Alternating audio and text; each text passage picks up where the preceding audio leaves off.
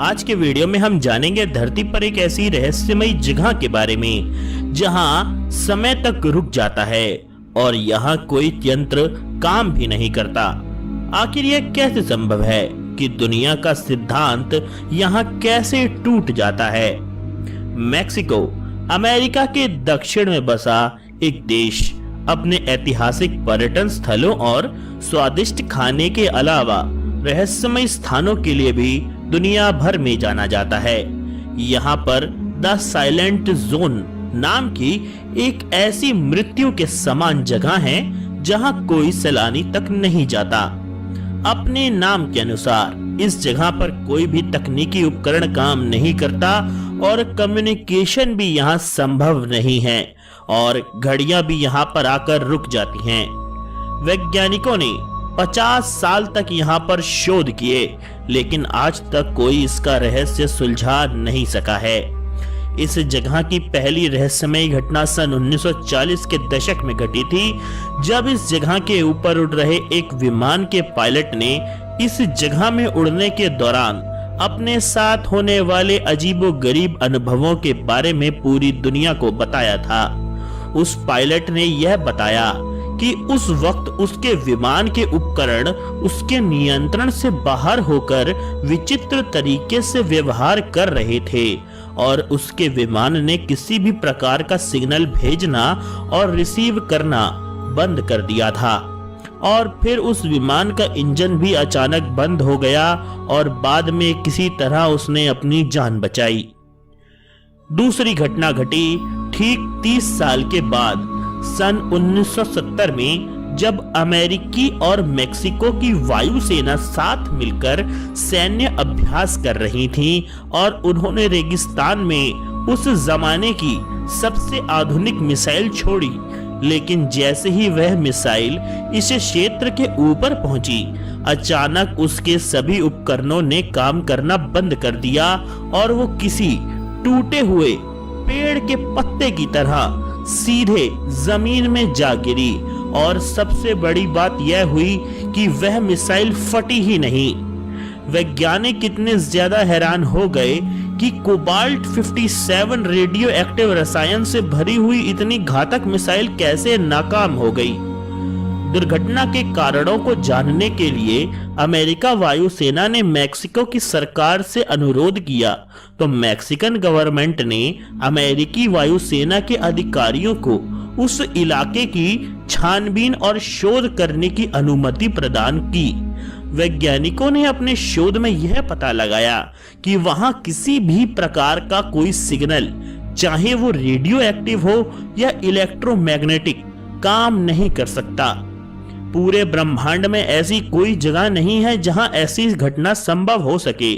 यहां तक कि ऐसा अंतरिक्ष में भी नहीं होता है। और तब इस रहस्यमयी जगह का नाम वैज्ञानिकों ने रखा द डार्क जोन। इस जगह पर सैकड़ों सालों से उल्का पिंड भी गिरते रहे हैं और 1970 की घटना के बाद से मेक्सिको की सरकार ने वहां कई सारे शोध भवन बनवाए हैं, जो वहां होने वाली हर असामान्य घटना पर अपनी पैनी नजर रखे हुए हैं। जानकार बताते हैं कि वहां की सरकार आज तक कभी इस जगह का पूरा सत्य किसी को नहीं बताती है। कई लोगों का मानना है कि वहां शोध करने वाले वैज्ञानिक जिन तथ्यों पर वास्तव में शोध कर रहे हैं, उसके बारे में बाकी दुनिया को कोई अंदाजा तक नहीं है। उनके इस अनुमान के पीछे कुछ वजहें भी हैं, जैसे वहां पर विचित्र प्रकाश से घिरी हुई वस्तुओं का प्रकट होना और उड़न तश्तरियों का भी दिखना। वहां के स्थानीय लोगों का पक्का विश्वास है कि यह जगह दूसरी दुनिया के परग्रही एलियंस के आने जाने का द्वार भी है। वहां खेतों में काम करने वाले लोगों ने उन विचित्र रोशनियों और अजीबोगरीब लोगों को देखा है, जिनके बारे में कहा जाता है कि वह ऊपर आसमान से आए हैं। वास्तव में वहां के किसानों ने 3 सर और सुनहरे बाल वाले अजनबियों को देखा है और जब भी उनके विमान उनके खेतों में उतरते हैं तो उनकी फसलें जलकर काली हो जाती हैं। इस स्थान का एक दिलचस्प पहलू यह भी है कि यह जगह मिस्र के पिरामिड और बर्मुडा ट्रायंगल के एकदम पैरेलल आती है। आधिकारिक रूप से इस स्थान पर परग्रही गतिविधियों का कोई प्रमाण नहीं मिला है, लेकिन यहाँ के स्थानीय लोग ना समझ आने वाली कई असाधारण घटनाओं के गवाह हैं। हालांकि यह जगह बर्मुडा ट्रायंगल तो नहीं है, क्योंकि यहाँ चीजें गायब नहीं हो रही हैं, लेकिन 50 साल से लगातार विज्ञानों की उपस्थिति इस बात का सबूत है कि यहाँ सब कुछ नॉर्मल तो नहीं है। वैसे भी डार्क जोन में कई राज दफन हैं, और जहाँ एलियंस भी जुड़े हों तो लोग उस जगह से दूर रहना ही बेहतर समझते हैं। भारत और पाकिस्तान के बीच साल 1971 के युद्ध के बाद शायद यह सबसे अलग तरह का पश्चाताप था। अगस्त 1976 में भारत सरकार को पड़ोसी देश के तत्कालीन प्रधानमंत्री जुल्फिकार अली भुट्टो का एक पत्र मिला। इसमें उन्होंने श्रीमती इंदिरा गांधी को लिखा था, आपके यहाँ खजाने की खोज का काम आगे बढ़ रहा है और मैं आपको याद दिलाना चाहता हूँ कि आप इस दौरान मिली संपत्ति के वाजिब हिस्से पर पाकिस्तान के दावे का ख्याल रखेंगी। भारत और पाकिस्तान के बीच संपत्तियों के बंटवारे को लेकर विवाद चलते रहे हैं। 3-4 साल पहले लंदन की अदालत में चल रहा वह मामला भी चर्चा में आया था, जिसे हैदराबाद फंड के नाम से जाना जाता है। आजादी के पहले हैदराबाद के निजाम की करोड़ों रुपए की रकम ब्रिटेन के एक बैंक में जमा थी और आज इसके स्वामित्व को लेकर भारत, पाकिस्तान और नवाब के वंशजों के बीच लंदन में मुकदमा चल रहा है। हालांकि यहाँ हम जिस मामले का जिक्र कर रहे हैं उसमें सबसे ज्यादा मजेदार बात है कि खजाना मिलने के पहले ही पाकिस्तान के प्रधानमंत्री ने इसमें हिस्सेदारी मांग ली थी। यह घटना जयपुर राजघराने से संबंधित है और खजाने की खोज का अभियान जयपुर के नजदीक बने जयगढ़ किले में चलाया गया था। यह किला राज सिंह जय सिंह ने 1726 में बनवाया था। यह एक सुरंग के जरिए आमेर किले से भी जुड़ा हुआ है, जिसे साल 1592 में राजा मान सिंह ने बनवाया था। मान सिंह अकबर के दरबार में सेनापति थे और अकबर की पहली राजपूत रानी हरका बाई के भतीजे भी थे। ऐसा माना जाता है कि हरका बाई को ही जोधा बाई के नाम से भी जाना जाता था। राजा मान सिंह ने मुगल सेना का नेतृत्व करते हुए कई लड़ाइयां जीती थीं। कहा जाता है कि ऐसी ही एक लड़ाई के लिए वे अफगानिस्तान तक चले गए थे। वहां उन्होंने विद्रोह को तो कुचला ही, टनों सोना चांदी लूटकर अपने साथ भी ले आए। कहा जाता है कि यह संपत्ति उन्होंने मुगल सल्तनत के हवाले ना करके आमेर के किले में कहीं छिपा दी थी। आमेर जयगढ़ किले के बारे में लंबे अरसे से यह कयास आते जा रहे हैं कि यहाँ तहखानों में मानसिंह के द्वारा गुप्त खजाना छिपा हुआ आज भी रखा है। अरबी भाषा की एक पुरानी किताब हफ्त तिलिस्मते अंबरी यानी अंबेर के 7 खजाने में से इसी बात का जिक्र है कि किले में अकूत सोना चांदी छिपा हुआ है। जयगढ़ किले के नीचे पानी की 7 विशालकाय टंकियां बनाई गई हैं। माना जाता है कि खजाना इन्हीं में से किसी में छिपाया गया था। इस खजाने की चर्चा साल 1976 में दुनिया भर में हुई। उस समय जयपुर राजघराने की प्रतिनिधि महारानी गायत्री देवी थीं। स्वतंत्र पार्टी के टिकट पर लोकसभा चुनाव लड़ते हुए लगातार 3 बार कांग्रेस प्रत्याशियों को हराने वाली गायत्री देवी इंदिरा गांधी की प्रबल विरोधी थीं। 1975 में जब देश में आपातकाल लगा तो गायत्री देवी ने भी इसका विरोध किया था। हालांकि इस दौरान उन्हें बाकी विपक्षी नेताओं की तरह Misa maintenance of internal security act के तहत जेल नहीं भेजा गया। उन्हें विदेशी मुद्रा कानून उल्लंघन का आरोप लगाकर जेल भेजा गया था। बाद में इसी आधार पर जयगढ़ किले में आयकर अधिकारियों ने अपना छापा मार दिया। कहा जाता है कि यह कार्रवाई किले में कथित रूप से छिपाए गए खजाने की तलाश में गुपचुप तरीके से करी गई थी। आयकर विभाग के साथ साथ इस कार्रवाई में पुलिस के दस्ते भी शामिल थे। बाद में सेना की एक टुकड़ी भी इस काम में लगाई गई। उस वक्त 3 महीने तक जयगढ़ किले में खजाने की खोज का काम चला था, वह भी दिन रात। जब यह जांच खत्म हुई तो सरकार ने आधिकारिक रूप से कहा कि किले में कोई खजाना नहीं है, लेकिन सरकार के इस बयान पर कई लोग आज भी संदेह जताते हैं। इसकी सबसे बड़ी वजह यह है कि जब सेना ने अपना अभियान समाप्त किया तो उसके बाद एक दिन के लिए दिल्ली जयपुर हाईवे आम लोगों के लिए बंद कर दिया गया। कहा जाता है कि इस दौरान जयगढ़ किले के खजानों को ट्रकों के अंदर छुपा के भर के दिल्ली लाया गया था और सरकार इसे जनता की नजरों से छिपाकर रखना चाहती थी। हाईवे बंद होने की पुष्टि कई विश्वसनीय स्रोतों से होती है, लेकिन सरकार ने कभी इसका स्पष्टीकरण नहीं दिया कि उन्होंने आखिर एक दिन के लिए हाईवे क्यों बंद किया था। खुद गायत्री देवी ने भी हमेशा इस बात से इनकार किया कि जयगढ़ किले से सरकार को कोई खजाना मिला था। उनके जीवनीकार धर्मेंद्र कंवर भी एक मीडिया रिपोर्ट में यही कहते हैं कि इतिहासकारों के एक तबके की यह राय भी है कि जयगढ़ किले में खजाना था तो, लेकिन राजा जयसिंह ने उसी की मदद से जयपुर शहर विकसित किया और इसीलिए पूरी संपत्ति खत्म कभी भी नहीं हो पाई। लेकिन राजघराने के कुछ सदस्य इस राय से इत्तेफाक नहीं रखते। वे दावा करते हैं कि छापे में कार्रवाई में सरकार को किले में जमा सारी संपत्ति का कुछ ना कुछ हिस्सा जरूर मिला था। एक बात यह भी कही जाती है कि साल 1977 में जनता पार्टी की सरकार आने के बाद जयपुर राजघराने को किले से बरामद संपत्ति का कुछ हिस्सा लौटाया भी गया था। हालांकि इन सभी दावों के बीच कोई भी पक्ष पुख्ता तौर पर खजाने के बारे में आज भी कुछ नहीं बताता।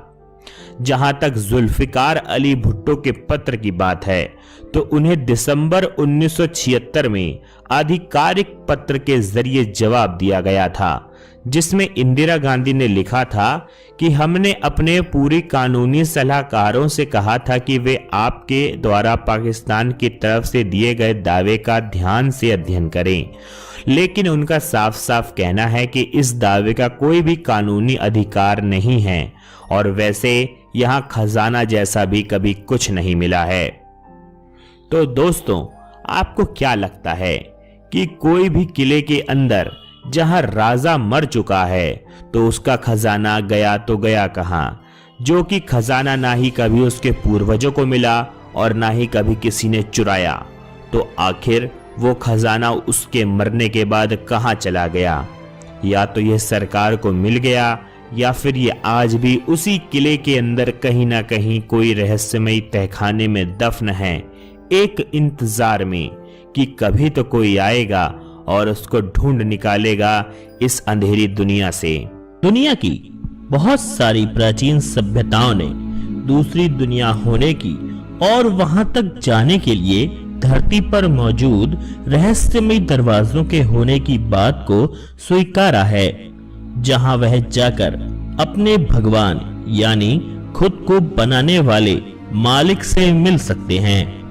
लेकिन आज की अत्याधुनिक दुनिया जो हर चीज के अस्तित्व को मानने के लिए सबूत मांगती है, वह इन बातों को सिरे से नकारते हुए यह कहती है कि यह सब बातें झूठी और गलत हैं, जिसे सिर्फ मनोरंजन के लिए बनाया गया था। लेकिन जब इसी अत्याधुनिक दुनिया के सामने कुछ ऐसे सबूत मिल जाते हैं जो प्राचीन सभ्यताओं की कही गई बातों को सत्य साबित करती हैं, तब यह विज्ञान के विद्यार्थी किसी कोने में जाकर छिप जाते हैं, मानो कि वह कुछ जानते ही ना हो। जो भी हो, लेकिन हाल में ही दुनिया के खुफिया हैकर संगठन ने हर देश की खुफिया दस्तावेजों की जानकारी इंटरनेट पर लीक करी है, जिसमें साफ साफ यह लिखा है और सबूत भी है कि जो यह साबित भी करती हैं कि हमारी दुनिया में समय समय पर दूसरी दुनिया से रहस्यमयी लोग आते रहे हैं।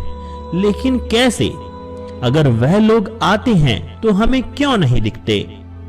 इसका जवाब यह है कि वह दूसरी दुनिया के लोग रहस्यमयी दरवाजों से धरती पर आते हैं, जिसके कारण ही वह हम लोगों को आते या जाते वक्त नहीं दिखते।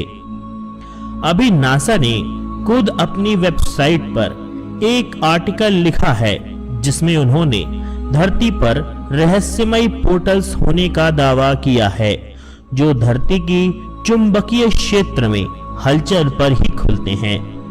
और आधुनिक दुनिया को नासा ने बहस करने के लिए यह सबूत भी दे दिया है, जो हमारी प्राचीन सभ्यताओं के द्वारा की गई हर एक बात को सच बताता है। चलिए दोस्तों, आज हम आपके लिए धरती पर मौजूद एक ऐसे ही रहस्यमयी दूसरी दुनिया के दरवाजे के बारे में बताने जा रहे हैं। यह घटना है साल 1996 की, जब लुइस ममानी नाम का एक व्यक्ति टूर गाइड बनने के लिए पेरू देश के बियाबान इलाके में निकला, ताकि वह रास्ता याद कर सके। यह बियाबान इलाका इतना निर्मम है कि आज तक यहाँ एक कैक्टस का पौधा भी नहीं उगा, और इसीलिए इंसान यहाँ आकर फंस जाए तो उसकी मौत पक्की है।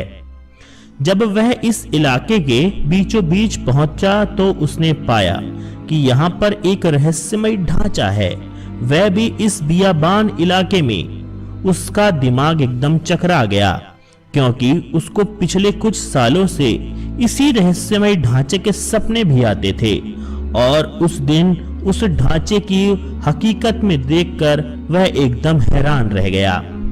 आखिर इस रहस्य का मतलब क्या था? वह तुरंत वहां से वापस सैकड़ों किलोमीटर दूर इंसानी आबादी में पहुंचा और इस रहस्य की जानकारी दी। अगले कुछ ही दिनों में वहां देश की आर्कियोलॉजी टीम और वैज्ञानिकों की टीम दुनिया भर से पहुंच गई। वहां पर जाकर वैज्ञानिकों का पहला सवाल यही था कि इतना विशाल और मुश्किल ढांचा आज से करोड़ों साल पहले कैसे बन सकता है, क्योंकि इस बंजर इलाके में जहां आज तक कोई पेड़ नहीं उगा, वहां बीच इलाके में यह ढांचा कैसे और किसने बनाया? क्योंकि वहां कोई इंसान पानी के बिना 2 घंटे भी जीवित नहीं रह सकता, तो इस ढांचे को बनाने के लिए कम से कम सैकड़ों लोग कई सालों तक यहाँ पर लगातार काम करें, तभी जाकर इस ढांचे का बनना संभव था, जो कि असली में कर पाना नामुमकिन था, क्योंकि वहां कोई रोज पानी और खाना पहुंचा भी नहीं सकता था। तो फिर यह संभव हुआ कैसे? वैज्ञानिकों को आगे जाकर एक बात और पता चली, जिसने यह साबित कर दिया कि इस ढांचे को बनाने में किसी मनुष्य का नहीं बल्कि दूसरी दुनिया का हाथ है। यह ढांचा एक ही पहाड़ से काटकर बनाया गया है, यानी इसमें कोई भी पत्थर उठाकर या लाकर नहीं रखा गया है, बल्कि एक पहाड़ को ही तराश कर यह पूरा ढांचा बना दिया गया है, जो कि उस समय किसी भी आधुनिक से भी आधुनिक सभ्यता के लिए भी नामुमकिन था। आगे चलकर भूवैज्ञानिकों की टीम को यह पता चला कि पूरी दुनिया को छोड़कर सिर्फ इस रहस्यमयी ढांचे के जमीन के नीचे हर रात को पृथ्वी की चुंबकीय शक्ति बदलती रहती है। दूसरी दुनिया के अस्तित्व पर शोध करने वाले वैज्ञानिकों के अनुसार यह एक दरवाजा है जो हमारी धरती को किसी और दुनिया के साथ जोड़ता है, और इस दरवाजे के माध्यम से धरती के लोग दूसरी दुनिया में और दूसरी दुनिया के लोग धरती पर आ सकते हैं और यहाँ पर हर दिन बदलती हुई चुंबकीय शक्ति एक खास फ्रीक्वेंसी पर जब पहुंचती है तब जाकर यह दरवाजा दूसरी दुनिया के रास्ते को खोल देता है। वैज्ञानिकों की माने तो इस रहस्यमय ढांचे को बनाया भी दूसरी दुनिया के लोगों ने ही है और इसी कारण उन्होंने इस बंजर बियाबान इलाके को चुना था जहां इंसान का दूर दूर तक कोई नामो निशान भी नहीं था, ताकि वह लोगों को आते या जाते समय कोई देख न सके। हो सकता है आज भी दूसरी दुनिया के लोग इस दरवाजे का इस्तेमाल करते हुए इस धरती पर आते हों। दोस्तों, आज के वीडियो में इतना ही। हम मिलेंगे आपको एक ऐसे ही नए वीडियो के साथ। तब तक के लिए आप सभी को नमस्कार।